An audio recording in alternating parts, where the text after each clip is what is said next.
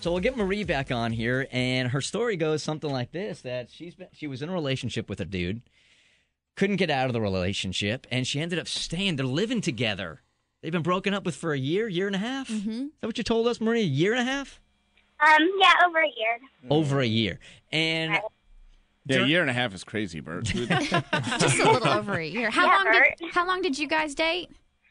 Actually, we've been together for about 6 years now, well, including the year of being broken up. So he is bringing women back to your apartment? No.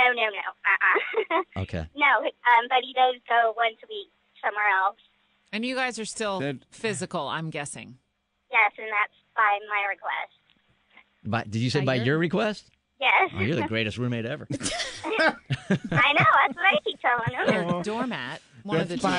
It's by my request. Like, that's not that's not like something you have to request. Like, hey, can I tell you? All right, listen, I'm going to stay living here, but here's what's going to happen to the guy. It's almost like that. It is. Let me explain to you how this is going to play out. All right, I will live in your house, and I will pay you rent and half the utilities, and I'll occasionally cook for you, but you got to have sex with me while you date other women. Right. Boy, sounds like you got him right where you want him. I would like to know, does the other woman know that he is physical with you? Oh, yeah. Really? Uh-huh. Okay. But this is one of the...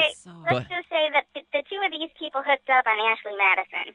Oh, so that, started a year before I found out.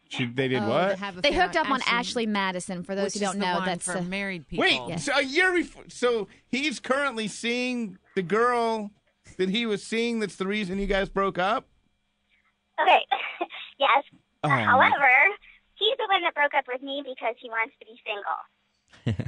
Well, if you're dating a married woman, you technically are still very single. Yeah. Well, she's not married anymore. Her husband died, I guess. So. Oh, wow. So this is getting... Wow. Okay. You're like an onion. You have okay. field day with this one. I will continue to pay you rent, pay half the utilities, and occasionally cook for you and let you live life as a single person, but we need to have sex occasionally, a couple times a week when I want it. So this is obviously one of the... I know it sounds ridiculous. No, it's fine. But there's actually a lot of other stuff going on in our house. And Sean actually made me feel better about it.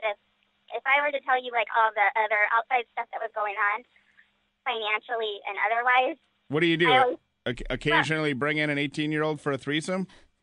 Really? I have an 8-year-old son. Knock that off.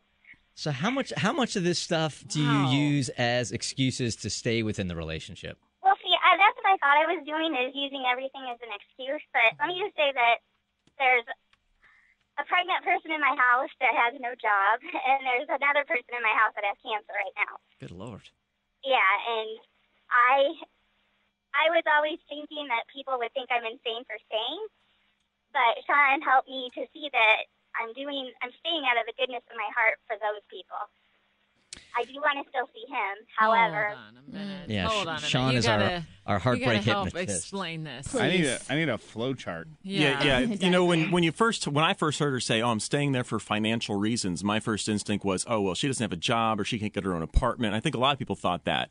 But I know never to assume those things. So when I started talking to her, what I found out was that this is a classic case of someone with poor self-esteem, okay? And it's easy to make fun because, who would ever do such a thing? Who would stay in a terrible situation like that? Well, someone who's never really been treated with a lot of respect. Mm-hmm. And so the first thing that you have to do with someone like that is you have to build up their self-esteem. So what I told her was not that, she was staying there out of the kindness of her heart, so to speak. What I was telling her was that she's a good person. She's taking care of other people. She's been a good person. And because of that, she deserves a better situation.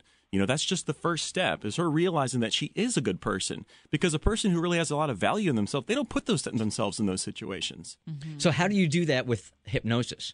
Well, hypnosis is just a tool for communication. So what I did was, in the conversation with her before I hypnotized her, I found this stuff out. Once I got the information that I needed, I hypnotized her and told her. And because of that, it actually sticks. The next day she sent me an email saying, "I'm already thinking about myself differently." And that doesn't happen through just a conscious conversation. That happens when you really get in touch with somebody and you really get into their head. I have to ask her, how were you thinking of yourself differently? I dwell on a lot of things and think I'm a horrible person and all the poor self-esteem things that there are, that I won't ever have anybody to really love me, that I have nothing to offer anybody. All those things go through my head constantly. And actually, it's kind of weird that those thoughts haven't really come into my head, and if they do, it's for a fleeting second. I don't dwell on it, which is what I usually do and feel sorry for myself. I haven't been doing that, and it might sound like a little thing, but to me it's not. I have a lot more focus to do what I have to do and not get caught up in all this stuff. So, and do you feel like with hypnosis somebody can take immediate action, or for a case like hers, is it going to take a couple more sessions in order to really build that confidence and make change in your life? I usually recommend a few sessions. That's usually best. I mean, you can make some really cool changes in one, but she's got a long way to go. She's got a lot of things that have to happen. She needs to get out of that situation. And, when I have a client like that, there are certain doubts, fears, hesitations that come up. She may be feeling differently and thinking differently, but, will she actually take the steps she needs? Well, that might be helpful to have a little bit more attention. So under hypnosis, like the second or third time, what would be different than the first time that she went under? There's no like set format for it. It's all based on the person's feedback. So when if she were to come back in a week or 2 weeks, I basically ask her how it's been, how she's been doing, what she wants to do next, and we build off that. It's like, what do you want to accomplish? And if there are any roadblocks or obstacles, my job is to help her overcome those. And what do you think about hypnosis makes it different than a therapy session? Just to straight up go into your shrink. It works. I'm not kidding. I mean, I can't tell you. And I've been doing this for almost 9 years, and I hear people over and over again. I've been going to a therapist for 3 years. I've been going to a therapist for 4 years. I've been going through 10 years. And they come and see me, and after one session, they're actually changing stuff. I mean, it's just about more effective communication. It's like tapping into that subconscious rather than that conscious mind, This right? is the best way to think about it is that we've got this conscious filter built up. So if someone says to you, you're a wonderful person, you've got this filter from like 20 years of hearing negative stuff that says, no, that's not true. So when I hypnotize you, we take that filter and we stick it off to the side. And when I say that same thing to you, it actually sticks. Here's Wes. Hey, Wes, good morning. You're on the Bert Show. Good morning, Bert Show. How y'all doing this morning? Good. How are you? I am in traffic going to work. My question is, how can I get in touch with you? My wife wants to quit smoking, and she wants to be hypnotized to do it. We're going to have Sean's, all his information is up online at thebertshow.com. Awesome. Okay? All right, thanks. Have a great day. That's the most common hypnosis you do, right? Oh, yeah. Yeah, that's the biggest one. That's the one everybody knows about. Mm-hmm. All right, so Marie, as far as we know now, your update is that you're feeling better about things. I mean, you're certainly not there yet, but you're going to go back and you're going to see Sean again? I guess I'm open to that. He did give me a tape of the session, or a CD of it, and so I've been listening to it every day. That was kind of like his prescription for right now, so... Just stay in touch with me, Marie. Get in touch with me via email, and we'll continue to follow up. I will. Thank you so much, Bert Show and Sean, because it really did help. All right, Marie, thanks for the update. Thank you. And give me a call if you need a roommate. Yeah, seriously. Just looking.